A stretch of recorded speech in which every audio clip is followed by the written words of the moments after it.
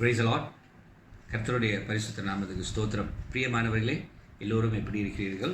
நிச்சயமாய் கர்த்தருக்குள்ள சந்தோஷமாக இருக்கிறீர்கள் என்று நம்புகிறேன். சரி, பிரியமானவர்களே, நம்முடைய சபை தொடர்ந்து நாம் இப்படி தான் காணொலி மூலியமாக, வீடியோ மூலியமாக தான் மெசேஜ் ஓடிக்கொண்டிருக்கும். வியாழக்கிழமை உங்கள் வீட்டில் ஜெபம் பண்ணுங்கள். வெள்ளிக்கிழமை இன்னைக்கு இந்த மாதிரி பிரசங்கத்தை ஆராதித்து பிரசங்கத்தை கேளுங்கள். காரணம், 31 ஆகஸ்ட்டுக்கு பிற்பாடு RMCO, recovery movement control order, அதுக்கப்புறம் எப்படி மாற்றம் வருது, எந்த SOP இல்லாமல் இருக்கும்போது அப்பொழுது நம்ம சபையில் கூடி நம்ம ஆராதிக்கலாம். காரணம், SOP வைத்து ஆராதிக்கும் போது அது பல சிரமங்கள் இருக்குது. உங்களை கஷ்டப்படுத்தி இந்த நேரத்தில் வீட்டு தலைவர்கள் எல்லாம் சிங்கப்பூரில் இருக்கிற வேலையில் இந்த மாதிரி கஷ்டப்படுத்தி நீங்கள் ஆராதனை செய்யணும்னு அவசியம் இல்லை. ஏன்னா சில சட்டத்திட்டங்கள் நம்ம ஆராதிப்பதற்கு சுதந்திரம் இல்லாமல் இருக்குது. ஸோ அந்த மாதிரி வேண்டான்னு நம்ம காத்திருக்கிறோம். ஸோ அதனால் நிச்சயமாய் கர்த்தர் எல்லா காரியங்களையும் மாற்றுவார். அதனால் சந்தோஷமாக இருக்கும். சரி, இன்னைக்கு தேவனுடைய வார்த்தைக்குள் கடந்து செல்வோம். பிரியமானவர்களே, இன்னைக்கு என்னுடைய பிரசங்கத்தின் தலைப்பு வேண்டுமா வெற்றி. வேண்டுமா வெற்றி. Do you need success or do you need to prosper அப்படின்னு ஆங்கிலத்தில் வைத்துக்கொள்ளும். பிரியமானவர்களே, இன்றைக்கு கர்த்தருடைய வார்த்தையிலிருந்து இந்த பிரசங்கத்தை நம்ம பார்ப்பதற்கு முன்பாக, கர்த்தருடைய வார்த்தையை நான் வாசிப்பதற்கு முன்பாக, before I read the scripture, I want to ask you this. பிரசங்க தலைப்பு ஒரு கேள்விதான், வேண்டுமா வெற்றி. Do you want or do you need a victory or success or prosper to prosper? பிரியமானவர்களே, இன்னைக்கு உலகத்தில் அதுவும் முக்கியமாக இந்த COVID-19 பெண்டமிக் சூழ்நிலை மத்தியில் கூடி நிறைய பேர் பலவிதமான பிரச்சனைகளை கடந்து போகிறாங்க. ரொம்ப உண்மைதான். ஒரு 2 நாளுக்கு முன்னே நடந்த சம்பவம், புதன்கிழமை நினைக்கிறேன், லெபனான் வந்துட்டு அந்த ஒரு கெமிக்கல் ஸ்டாப் பண்ணி இருந்த இடத்துல வந்துட்டு கவனக்குறைவினால் எப்படியோ வெடித்து ஒரு பெரிய வெடிப்பு ஏற்பட்டு பல பேர் இறந்து போனார்கள். பத்தாவதுக்கு UAEலையும் சில நெருப்பு சம்பவங்கள் நடந்தது. ஸோ இந்த மாதிரி அது நான் கேள்விப்பட்டது. ஸோ இப்படி பல காரியங்கள் வந்துட்டு நடந்து கொண்டு இருக்கிறது. அது மாத்திரமல்ல, ஏஷியாவோட பைலட் அவர் வந்துட்டு தற்கொலை பண்ணிக்கிட்டார். அப்புறம் இன்னும் கேள்விப்பட்ட சில முதலாளிகள் கூடி தற்கொலை பண்ணி கொண்டார்கள் அப்படின்னு விஷயம் வெளியில் வரலன்னு சொன்னாங்க. அது எவ்வளோ உண்மைன்னு தெரியல. பட் இருந்தாலும் உண்மை என்னவென்றால், எல்லோரும் பிரச்சனையை கடந்து, பலர் பிரச்சனைகளை கடந்து கொண்டு இருக்கிறார்கள். ஆனால் இந்த நிலைமையில் கொஞ்சம் நம்ம யோசித்து பார்ப்போம், கர்த்தர் நம்மளை எப்படி நடத்தி கொண்டு இருக்கிறார். தற்கொலை பண்ண வேண்டிய சூழ்நிலை, பலவிதமான பிரச்சனைகள், வேலை இழப்பு, வியாபாரம் இழந்து போய், இப்படி பல பிரச்சனைகளை எவ்வளோ நமக்கு தெரியாத எத்தனையோ பேர் கஷ்டப்பட்டு கொண்டு இருக்கிறார்கள். இன்னைக்கு JBயில் கூட பல பேர் சிங்கப்பூர் வேலையை விட்டு இழந்து போய் கஷ்டப்பட்டு கொண்டு இருக்கிறார்கள். ஆனால் ஏன் இதை நான் சொல்லுகிறேன் என்றால், இது மத்தியில் எல்லாம் கர்த்தர் நம்மளை எப்படி நடத்தி கொண்டு இருக்கிறார். அப்போ இந்த பாதிக்கப்பட்டவர்கள் நிலைமை வைத்து நம்ம அதுக்காக அவங்க தவறாக சொல்கிறது, குறையாக சொல்லலை. அதாவது அவங்க பரிதாபமான நிலைமையில் இருக்காங்க. ஆனால் நம்மளை கர்த்தர் இன்னும் அற்புதமாய் நடத்தி கொண்டு தான் இருக்கிறார். ஸோ அதற்காகவே நம்ம ஆண்டவருக்கு நன்றி செலுத்தணும். நமக்கு இருக்கிற வேலைக்கு நன்றி செலுத்தணும். நமக்கு சாப்பிட இருக்குது, நமக்கு வீடு இருக்குது, நம்ம பல காரியங்கள் நமக்கு இருக்கிறது. குறைவாக இருந்தாலும் கர்த்தர் அதை அற்புதமாய் நிறைவாக நம்மளை நடத்தக்கூடியவராக இருக்கிறார். சுப்பிரியமானவர்களே, அப்போ ஏன் இன்னைக்கு பிரசங்க தலைப்பு வேண்டுமா வெற்றி அப்படின்னு ஒரு பிரசங்க தலைப்பு? இன்னைக்கு ஒரு ரகசியத்தை தான், இது ரகசியம் என்று சொல்வதை விட இது அவசியம் என்று சொல்லலாம். It is a secret. Yes, it is a secret, but more than a secret, it is a sacred necessity. அப்படின்னா பரிசுத்தமான ஒரு அவசியம் ஆகிவிட்டது.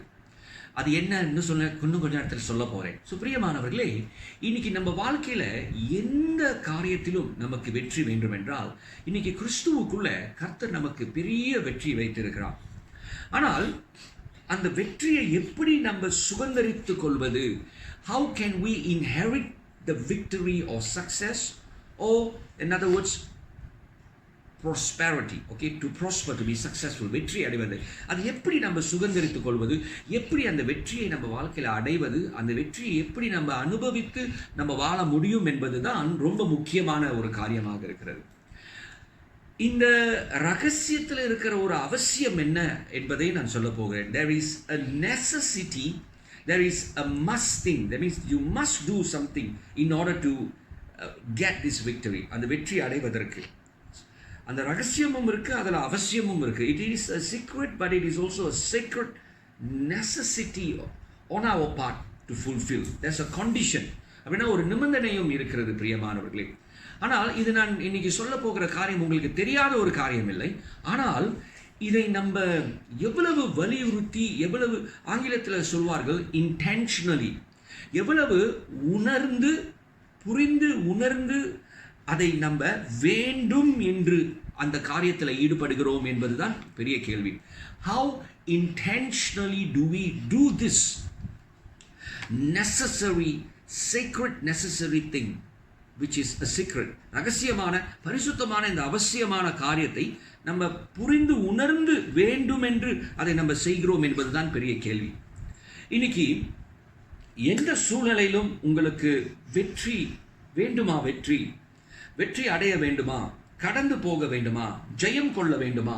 இன்னைக்கு வெளிப்படுத்தின விசேஷத்தில் முக்கியமான ஒரு வார்த்தை என்னவென்றால், இன்னைக்கு வெளிப்படுத்தின விசேஷத்தை பற்றி ரொம்ப பேர் பேசுகிறாங்க. ஏன்னா இன்னைக்கு பிரச்சனை இருக்கும், கடைசி காலம் சொல்லிட்டு சபையை பற்றி பேசுகிறாங்க, என்னவோ பேசுகிறாங்க. நான் என்றைக்குமே ரொம்ப ப்ராக்டிக்கலாக நம்ம ஆண்டவர் நம்ம ப்ராக்டிக்கலாய் போவதற்கு என்ன தேவன் அதில் வைத்திருக்கிறார் அதை தான் அதிகமாக வலியுறுத்துவேன்.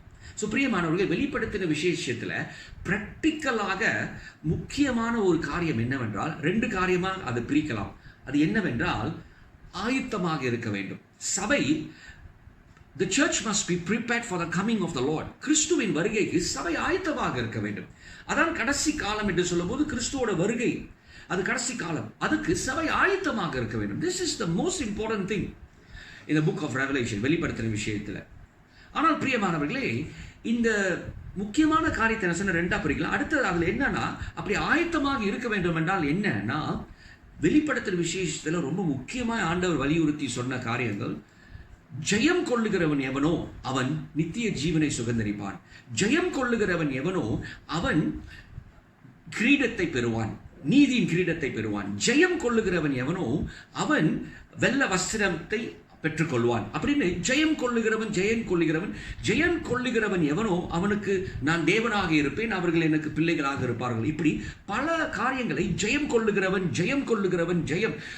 he who overcomes, ஆங்கிலத்தில் he who overcomes, தமிழில் ஜெயம் கொள்ளுகிறவன் என்று சொல்லப்பட்டிருக்கும். ஸோ அப்போ முக்கியமாக நான் சொன்னது இந்த key words to be prepared, and if you are prepared, that means you must be somebody who can overcome, and you must be an overcomer. அப்படின்னா ஆயத்தமாக இருக்க வேண்டும் என்றால் சபை இந்த கடைசி காலத்தில் நீங்கள் ஜெயம் கொள்பவர்களாக இருக்க வேண்டும், ஜெயம் கொள்கிறவர்களாக இருக்க வேண்டும். So you must be prepared. In order to be prepared, you must be an overcomer. ஆயத்தமாக இருக்க வேண்டும். ஆயத்தமாக இருக்கணும்னா நீங்க ஜெயம் கொள்கிறவர்களாக இருக்கணும். The characteristic of being prepared means you are an overcomer. If the church is prepared, the church must be an overcomer. அப்ப எதை ஜெயம் கொள்ள வேண்டும்? இன்னைக்கு நம்ம வாழ்க்கையில வெற்றி அடையணும் என்பது தப்பு இல்லை. ஆனால் பிரியமானவர்களே, இந்த வெற்றிகரமான வாழ்க்கைக்கு நம்ம இந்த பூமியிலும் சரி பரலோகத்திலும் சரி, இல்லை எந்த சூழ்நிலையிலும் நம்ம வெற்றிகரமாக கடந்து போவதற்கு, எவ்வளவு பெரிய பிரச்சனையா இருந்தாலும் நம்ம கடந்து போவதற்கு கர்த்தர் சில அவசியமான ரகசியத்தை, பரிசுத்த ரகசியத்தை வைத்திருக்கிறார். அதை சொல்ல போகிறேன், நல்லா கேளுங்கள். அதற்கு முன்பாக, இன்னைக்கு நம்மளுடைய வாழ்க்கையில பார்க்கும்போது இன்னைக்கு தேவ பிள்ளைகள், கிறிஸ்துவர்கள் ஜெயம் கொள்பவர்களாக, மேற்கொள்பவர்களாக இல்லாமல் தோத்து போறவர்களாக இருக்கிறார்கள். எதற்கு? 2 முக்கியமான காரியத்திற்கு. ஒன்று, பாவத்திற்கு தோத்து போறவர்களாக இருக்கிறார்கள். இது ரொம்ப வேதனையான காரியம். ஏன்னா உலகத்தில் இருப்பவனை காட்டிலும் நமக்குள்ள இருக்கிறவர் பெரியவராக இருக்கும் போது உலகத்தை நம்ம ஜெயிக்க வேண்டும். 2வது காரியம் உலகம்தான். பாவத்தை ஜெயிக்க முடியாமல், உலகத்தை ஜெயிக்க முடியாமல். உலகம் என்றால் என்ன பிரியமானவர்களே?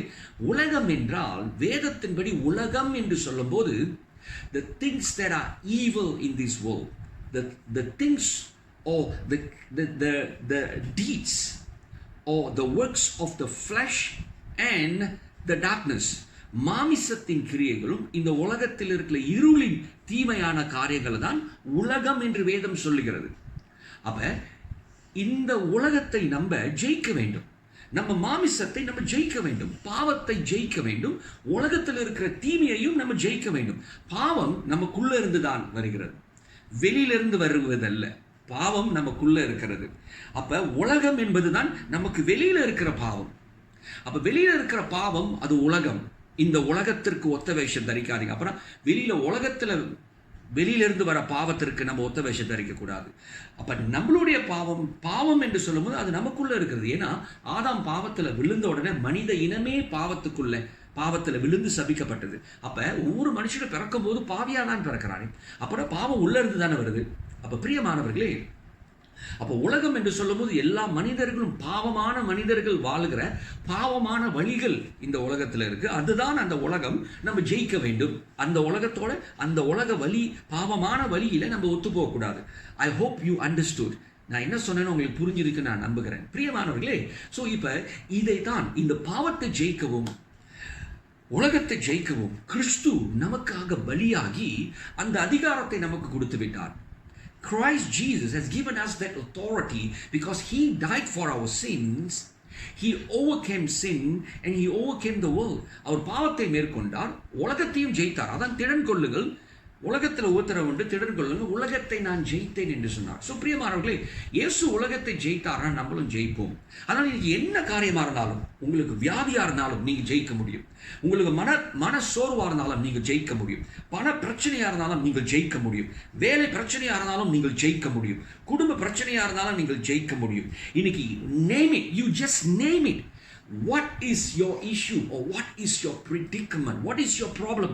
உங்களுடைய பிரச்சனை என்ன? உங்களுடைய சூழ்நிலை என்ன? What is your circumstance or situation? சூழ்நிலை, பிரச்சனை, உங்கள் கஷ்டம், உங்கள் வேதனை, இல்லை உங்கள் நஷ்டம், உங்கள் தோல்வி, உங்களுடைய இழப்பு எதுவாக இருந்தாலும் அதை ஜெயம் கொள்ள முடியும் உங்களால். காரணம், கர்த்தர் நம்மளை ஜெயம் கொள்ள வைக்கிறவராக இருக்கிறார் கிறிஸ்துவுக்குள்ள. ஹல்லேலூயா. சுப்பிரியமானவர்களே, அந்த ரகசிய வசனத்தை தான் இப்ப நான் வாசிக்க போகிறேன். சுப்பிரியமானவர்களே, இது நம்ம இந்த ரகசியத்தை இதை இன்டென்ஷனலி நீங்கள் செயல்பட வேண்டும். இந்த ரகசியத்தை, அவசியமான பரிசுத்தமான ரகசியத்தை நீங்கள் செயல்படுத்த வேண்டும் இன்டென்ஷனலி. அப்படின்னா வேண்டும் என்று இதை செய்ய வேண்டும்.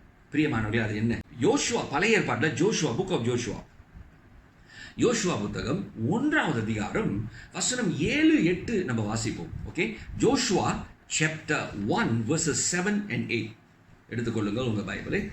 Joshua chapter 1 verses 7 and 8. Verse 7 only be thou strong and very courageous, that thou mayest observe to do according to all the law which Moses my servant commanded thee. Turn not from it to the right hand or to the left, that thou mayest prosper whatsoever thou goest. Okay, இது கடினமான ஆங்கிலம். நான் அப்புறமேல தமிழ்லையும் சுலபமான ஆங்கிலத்தில் வாசிக்கிறேன். வசனம் 8, this book of the law shall not depart out of thy mouth, but thou shalt meditate therein day and night, that thou mayest observe to do according to all that is written therein, for then thou shalt make thy way prosperous, and then thou shalt have good success. நான் தமிழில் வாசிச்சுட்டு எளிமையான ஆங்கிலத்தில் மறுபடியும் வாசிக்கிறேன். வசனம் 7, யோசுவா 1வது அதிகாரம் வசனம் 7. யோசுவா chapter 1 verses 7 and 8.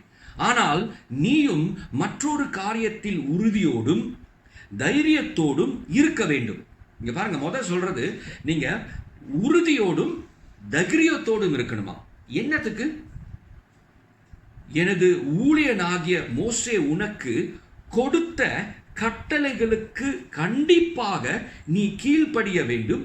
நீ அவற்றை சரியாக பின்பற்றினால் நீ செய்கிற எல்லாவற்றிலும் வெற்றி அடையலாம். வேண்டுமா வெற்றி? இதான் ரகசியம். ஓகே, ஆனா அதுக்கு கண்டிஷன் இருக்கு. இப்ப என்ன பிரச்சனைனா, கிறிஸ்தவங்களும் சரி உலகத்திலையும் சரி எல்லாருக்குமே வெற்றி வேண்டும். ஆனால் வெற்றிக்கு வேண்டிய அவசியமான காரியத்தை செய்ய வேண்டாம். வெற்றி வேண்டும், ஆனால் வெற்றிக்கு நான் செய்ய வேண்டிய காரியம் எனக்கு வேண்டாம் என்று இருக்கிறதா பிரச்சனை. பிரியமானவர்களே, அடுத்தது சட்ட புத்தகத்தில், அப்படின்னா பைபிள் புத்தகத்தில் இருப்பவற்றை எப்போதும் நினைவு கூர்ந்து, அப்படின்னா ஆழமாய் நினைவு கூர்ந்து இரவும் பகலும் அதை படி தியானம் பண்ணு. அப்பொழுது அப்புத்தகத்தில் எழுதியிருப்பவைகளுக்கு நீ கீழ்ப்படிய முடியும். நீ படிக்கணும், அப்பதான் கீழ்ப்படிய முடியுமா? ஓகே, இதை செய்தால் நீ செய்கின்ற எல்லா காரியங்களிலும் ஞானமுள்ளவனாய் வெற்றி காண்பாய். ஹல்லேலூயா. அப்புறம் எல்லா காரியத்திலும் போட்டிருக்குங்க, சில காரியம் போடல. எல்லா காரியத்திலும் ஞானமுள்ளவனாய் வெற்றி பெறுவாய், இல்ல வெற்றி காண்பாய். ஹல்லேலூயா. சோ பிரியமானவர்களே, அப்ப என்ன அர்த்தம்னா, வேத புத்தகத்தில் இருக்கிற எல்லாத்தையும் வாசித்து அதை தியானித்து, என்னத்துக்கு அதை வாசிக்கணும், அப்புறம் என்னத்துக்கு அதை தியானிக்கணும், ஆழமா சிந்திக்கணும், படிக்கணும், அப்புறம் அதை பத்தி ஆழமா சிந்திக்கணும். அப்ப ஆழமா சிந்திச்சு அதை எதுக்கு, அப்பதான் அதை கீழ்படிய முடியும். அதற்குன்னு போட்டிருக்கு, கீழ்படியணும். அதுக்கு தான் கீழ்படிவதற்காக படிக்கணும், ஆழமா சிந்திக்கணும், அப்புறம் அதை செயல்படுத்தணும்.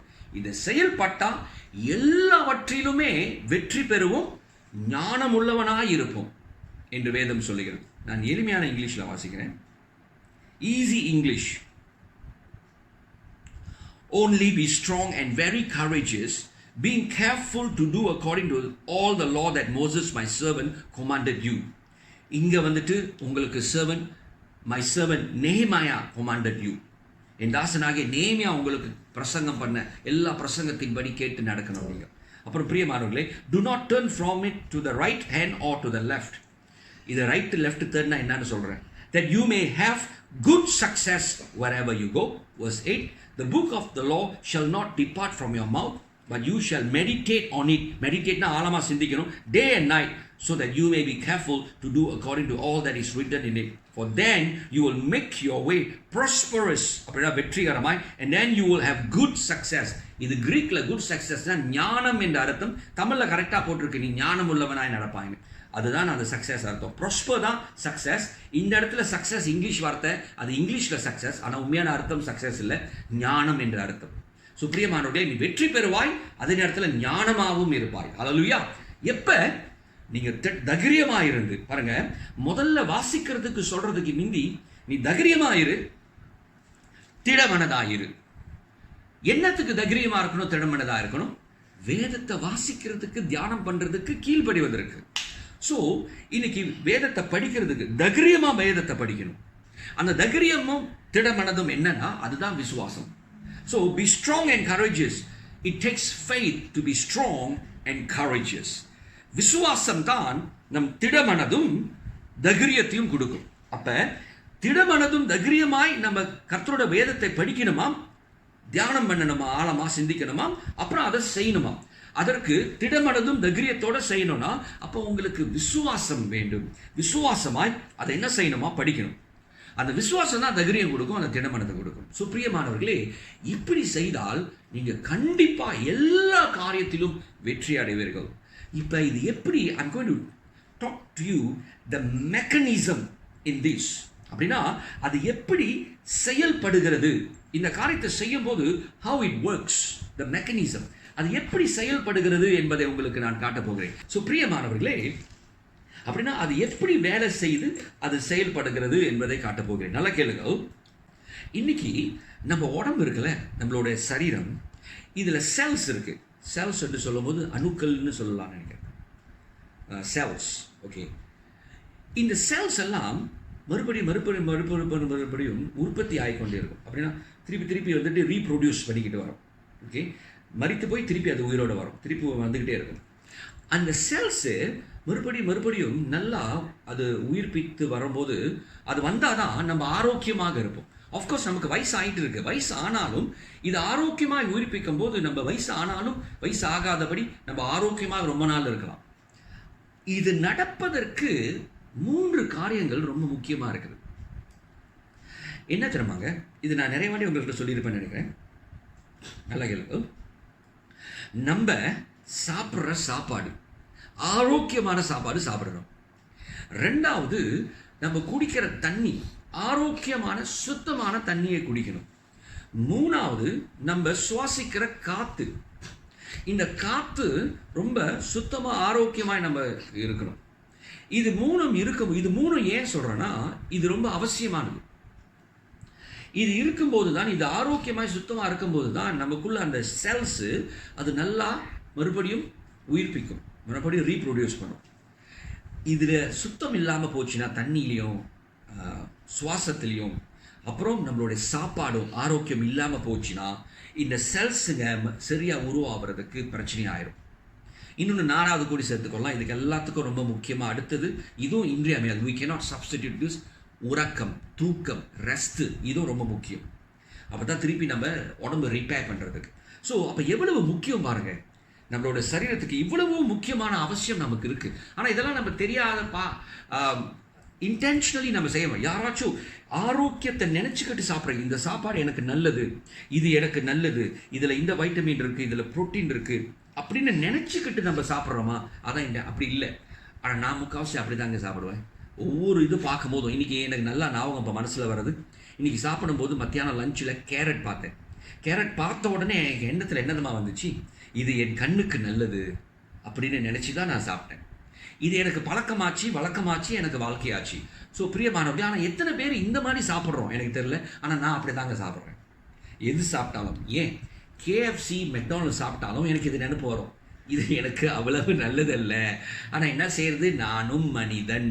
அதனால் அப்பப்போ இதை சாப்பிடும்போது எனக்கு தெரியும். அதனால தான் அந்த எண்ணத்தோட கவனமாய் நான் சாப்பிடுவேன். ஸோ பிரியமானவர்களே, இது நான் நினைத்து அதை இன்டென்ஷனலி நான் செய்கிறேன். அதே மாதிரி தான் நம்ம எல்லாம் இந்த 3 காரியத்தையும் நம்ம சாப்பிட்றதும் தண்ணி குடிக்கிறதும் இன்டென்ஷனலி தெரிந்து இது எனக்கு நல்லது, இது சுத்தமாக இருக்கணும், இது சுத்தமாக இருக்கணும் அப்படின்னு சொல்லிட்டு நம்ம செய்யும்போது அது நமக்கு ரொம்ப பிரயோஜனமாக இருக்கும்.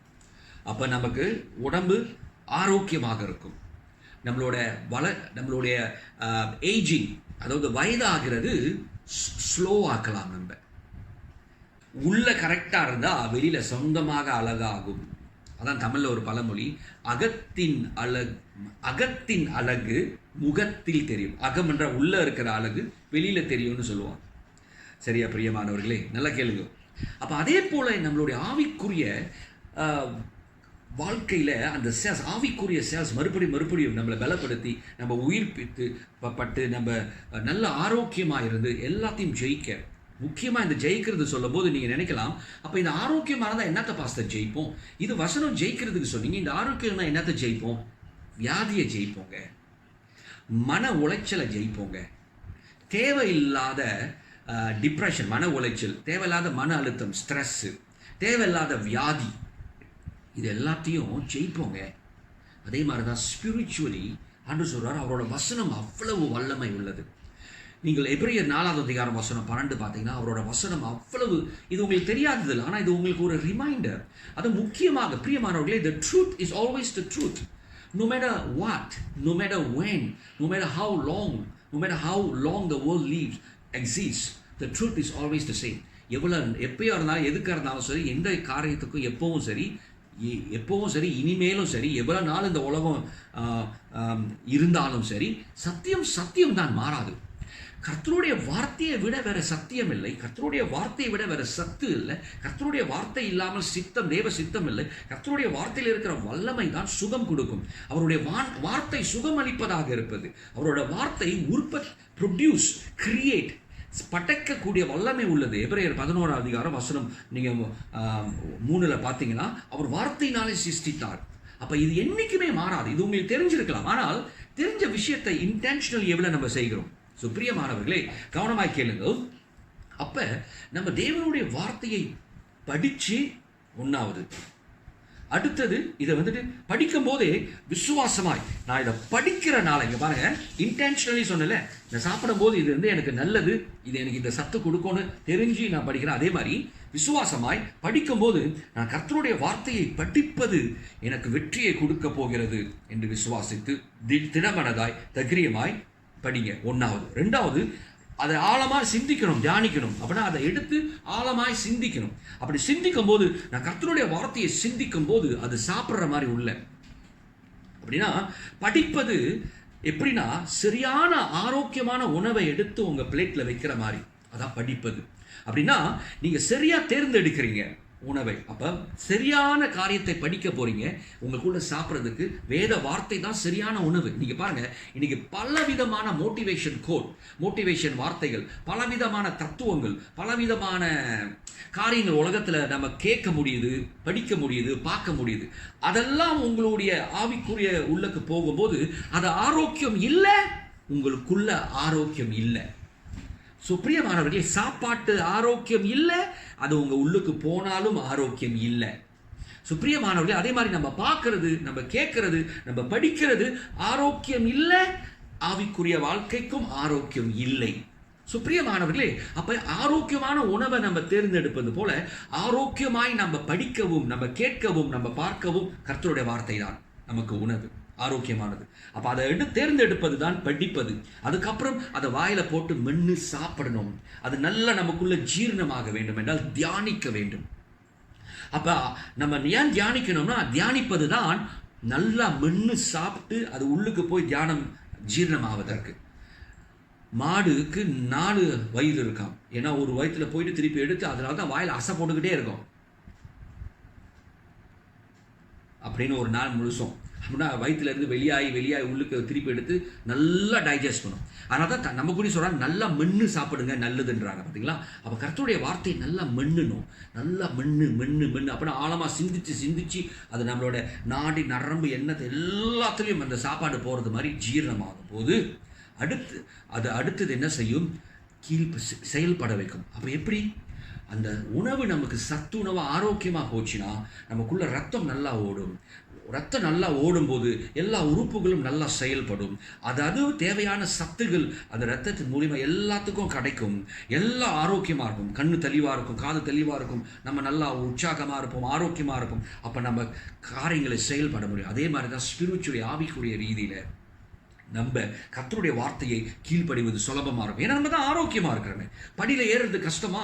ஆரோக்கியமாக இருக்கிறவங்க படியில் ஏறுறது கஷ்டம் இல்லை, படியில் இறங்குறது கஷ்டம் இல்லை, படியில் குதிக்கிறதும் கஷ்டம் இல்லை, படியில் பார்க்கிறதும் கஷ்டம் இல்லை. ஹல்லேலூயா! கிறிஸ்துவுக்குள்ள ஆரோக்கியமாக இருப்பவர்கள் எதையும் ஜெயிப்பார்கள். அதுக்கு தான் இந்த ரகசியத்தை சொன்னார். சுப்பிரியமானவர்களே, இது தவிர வேற ரகசியமே இல்லை. நீங்கள் எவ்வளோ மோட்டிவேஷன் வேணாலும் நீங்கள் கேட்கலாம், எவ்வளோ ஊக்குவிப்பு, உற்சாகமான உத்வேகம் கொடுக்குற வார்த்தைகளை கேட்கலாம், படிக்கலாம். ஆனால் கர்த்தருடைய வார்த்தையோட வல்லமை அதுக்கு வராது. இதுதான் ஆண்டவர் சொன்ன ரகசியம் யோசுவாக்கு.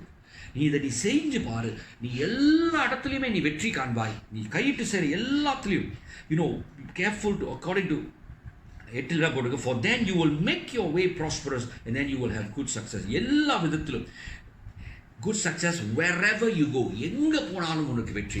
ஸோ பிரியமானவர்களே, தான் வெற்றியின் ரகசியம். நீங்கள் வேண்டுமா வெற்றி என்று கேட்டேன். இப்போ சொல்லுகிறேன், வெற்றியை பெற்றுக்கொள்ளுங்கள். Receive this victory, receive this success, prosperity that God has for you. And the secret is His word. But the condition, அந்த நிபந்தனையின் ரகசியம் அவர் வார்த்தை. அவசியம் என்ன? அதை நீங்கள் படிக்கணும், அதை தியானிக்கணும், அதை செயல்படணும், அதான் கீழ்படியும், அதான் அவசியம். ரகசியம் வார்த்தை அவசியம். நீங்கள் திடமனதாய் உற்சாகமாக அதை படிக்கணும், அதை தியானம் பண்ணணும், நல்லா மண்ணணும், சிந்திக்கணும், அப்புறம் அதை செயல்படணும், கீழ்படியணும். இது செய்யும்போது நிச்சயமாய் நமக்கு வெற்றி வரும். எப்படி வரும்? அற்புதமாய் வரும். மற்றதை கர்த்தர் பார்த்துக் கொள்வார். கர்த்தர் சொல்வதை செய்ய போது அற்புதம் உங்களுக்கு நடக்கும், எனக்கு நடக்கும், வெற்றி நடக்கும். பாவத்தை ஜெயிப்போம், வேதனையை ஜெயிப்போம், சோதனையை ஜெயிப்போம், வியாதியை ஜெயிப்போம், பண கஷ்டத்தை ஜெயிப்போம், வேலை பிரச்சனையை ஜெயிப்போம், உலக பிரச்சனை எதுவாக இருந்தாலும் அது எல்லாவற்றையும் ஜெயிக்கக்கூடியவர்களாக நாம் இருக்கிறோம். ஹல்லேலூயா! இது கர்த்தர் சொன்ன ரகசியமுங்க. நான் சொன்ன ரகசியமாக இருந்தால் நீங்கள் யோசிக்கலாம், மனுஷன் சொல்கிற ரகசியத்தை நம்புகிறோம், ஆனால் கர்த்தர் சொன்ன ரகசியத்தை நம்ப மாட்டோமா? இது ரகசியம். ஆனால் அதற்கு அவசியம் என்ன? 3 காரியங்கள்: படிக்கணும், தியானிக்கணும், கீழ்படியணும். இதுதான் கர்த்தரோட வார்த்தை தான் அந்த ரகசியம். அதோட நிபந்தனை படிக்கணும், தியானிக்கணும், கீழ்படியணும். அது செய்யும்போது எங்கே போனாலும் வெற்றியாக இருப்போமா, எல்லாத்தையும் நம்ம ஜெயிப்போம். ஹல்லேலூயா! நீங்கள் நம்பாட்டி வியாதி எடுத்துக்கொள்ளுங்க. சீக்கா இருக்கீங்களா? நீங்கள் கர்த்தருடைய வார்த்தையை படிக்கும்போது அது வியாதி பற்றி இல்லைன்னு அவசியமே இல்லை. கர்த்தருடைய வார்த்தையை நான் படிக்கும் போது என் வியாதி சுகமாகும். கர்த்தருடைய வார்த்தையை நான் தியானிக்கும் போது என்னோட வியாதியை நான் ஜெயிப்பேன். நான் கர்த்தருடைய வார்த்தை கீழ்படியும் போது நான் சுகமாக இருப்பேன். அப்படி விசுவாசித்திடமானது தைரியமாக நீங்கள் செயல்படுங்க, அற்புதத்தை நீங்கள் சந்திப்பீர்கள். ஹல்லேலூயா! ஒப்பு கொடுங்கள் பிரியமானவர்களே. நான் விசுவாசித்து தைரியமாக திடமனத கர்த்தருடைய வார்த்தையை படிக்க போகிறேன், அதை தியானிக்க போகிறேன், கீழ்படிய போகிறேன். இன்டென்ஷனலி அதை தெரிந்து சாப்பிடும் போது இது கேரட் என் கண்ணுக்கு நல்லது, வெண்டிக்காயை மூளைக்கு நல்லது, அப்புறம் என்ன அது கீரைகள் எனக்கு நல்ல சத்து உணவாக இருக்கும், நல்லது அப்படின்னு நல்லது என்று சொல்லி நீங்கள் விசுவாசித்து நம்பி சாப்பிட்றது போல விசுவாசித்து நம்பி வாசியுங்கள், தியானம் பண்ணுங்கள், கீழ்படியுங்கள். கர்த்தர் அற்புதம் செய்வார். ஒப்பு கொடுக்குறீங்களா? இதுக்கு திடமனதா தைரியமா இதை செய்வதற்கு நீ இதை செய்யணும் யோசுவா அப்படின்னு மோசேஸ் தேவன் சொன்னார். அதே மாதிரி நீங்க செய்ய வேண்டும் என்று நான் சொல்லுகிறேன். மோசே உன்னுடைய ஊழியக்காரன் மோசே கற்பித்ததெல்லாம் நீ செய்து சொன்னார். இன்னைக்கு உங்க ஊழியக்காரன் நான் சொன்னதை பிரசங்கம் சத்தியத்தை எல்லாத்தையும் கீழ்ப்படிங்க. ஏன்னா அது கர்த்தருடையது. மோசே சொன்னது கர்த்தருடைய வார்த்தை. அதனால தான் ஆண்டவரே சொல்றாரு, மோசேயோடு கற்றுக் கொடுத்த வார்த்தையெல்லாம் நீ கீழ்ப்படி. ஏன்னா அது அவரோட வார்த்தை. நான் இன்னைக்கு கற்றுக் கொடுக்குற வார்த்தையெல்லாம் நீங்க கீழ்ப்படிங்க. ஏன்னா அது தேவனுடைய வார்த்தை. நீங்க வெற்றி ஜெயம் கொள்வீர்கள். கடைசி காலத்தில் ஆயத்தமா இருப்பீங்க. எந்த சூழ்நிலையும் கடந்து செல்ல முடியும், வெற்றி பெற முடியும். உங்க வேலையில, படிப்புல, பண விஷயத்துல, வியாதியில, எல்லாத்திலும், குடும்பத்துல, எல்லா விஷயத்திலும் நீங்க ஜெயம் பெற முடியும். நீங்க என்ன உங்களுக்கு பிரச்சனை? அதை ஜெயிக்கணுமா? எதை நீங்க இன்னைக்கு ஜெயிக்கணும்? எதை நீங்க மேற்கொள்ளணும்? எதை நீங்க தாண்டி போகணும்? எதை நீங்க சகித்து கொண்டு கடந்து போகணும்? எதுவா இருந்தாலும் விசுவாசத்தோடு இன்னைய தினத்திலிருந்து இன்டென்ஷனலி பைபிளை படிச்சு தியானம் பண்ணி கீழ்ப்படிய இது வெற்றி எனக்கு கிடைக்கும் நம்பி நீங்க செய்து பாருங்க. இந்த உணர்வோடு கர்த்தர் உங்களுக்கு ஜெயம் கொடுப்பார். ஒப்பு கொடுங்கள். உங்களுக்கு ஆட்சிப்பிக்கிறேன். பிதாவே, இயேசுவின் நாமத்தில் திடமனதாயிருந்து தைரியமாய் விசுவாசித்து கர்த்தருடைய வேதத்தை படித்து தியானம் பண்ணி அதை கீழ்ப்படிய போகிற இந்த பிள்ளைகளை நீர் அற்புதமாய் ஜெயம் கொள்ள வைக்க வேண்டும் என்று ஜெபிக்கிறேன். நீர் சொன்னீர், போகிற இடமெல்லாம் ஜெயம், இது எல்லா காரியத்திலும் ஜெயமும் ஞானமும் வரும் என்று. வெற்றியும் ஞானமும் வரட்டும், மேற்கொள்ளவும் ஞானமும் இவர்களுக்கு வரத்தக்கதாக இந்த வேளையில இவர்கள் விசுவாசத்தை பலப்படுத்தி தைரியத்தை கொடுத்து திடமனதை கொடுத்து அந்த திடமனதோடு வேதத்தை வாசித்து தியானித்து கீழ்ப்படுகிற வழியில பெரிய வெற்றி என்ன இவர்கள் மேற்கொள்ள வேண்டுமோ, எதை வியாதியோ இல்லை பிரச்சனையோ இல்லை பணமோ எதுவாக இருந்தாலும் எல்லாவற்றையும் ஜெயம் கொள்ளத்தக்கதாக ஒரு அபிஷேகம் இவர்கள் மேல் வருவதாக, உங்களுடைய வார்த்தையிலிருந்து அந்த வல்லமை புறப்படுவதாக, இவர்களுக்குள்ளே குடும்பத்திலே எல்லா இடத்திலும் கிரியை செய்வதாக. இதோ சிங்கப்பூர் தேசத்தில் இருக்கிற இதோ சபையில் இருக்கிற ஏதோ விசுவாசிகள் ஒவ்வொருத்தரையும் நினைவு கூறுகிறோம். இதோ இந்த குடும்பத்தில் பிரிந்திருக்கிற இந்த வெளியில் அவர்களை பலப்படுத்தும். இதோ இந்த வசனம் அவர்களை ஜெயம் கொள்ளட்டும். அவர்கள் வேதனையை ஜெயிக்கட்டும், அவர்கள் எண்ணங்களை ஜெயிக்கட்டும், அவர்களுடைய பலவீனங்களை ஜெயிக்கட்டும், அவர்கள் பாவங்களை ஜெயிக்கட்டும். எதுவாக இருந்தாலும் எல்லாவற்றையும் ஜெயம் கொள்ள ஜெயிக்கத்தக்கதாக மேற்கொள்ளத்தக்கதாக இவர்களை பலப்படுத்துவீராக. இயேசுவின் நாமத்தில் ஒவ்வொருத்தரும் ஒப்புக் கொடுக்கிறேன் என் ஜீவனுள்ள நல்ல பிதாவே. ஆமென். ஆமென். God bless you. பிரியமானவர்களே, கர்த்தர் நல்லவர். உங்களை மறுபடியும் அடுத்த வாரம் சந்திக்கிறேன்.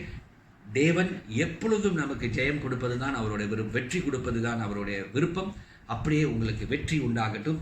மறுபடியும் உங்களை சந்திக்க வரைக்கும் உங்களிடத்திலிருந்து விடைபெற்றுக் கொள்கிறேன். நான் உங்கள் பாஸ்டர் நேமியா. God bless you.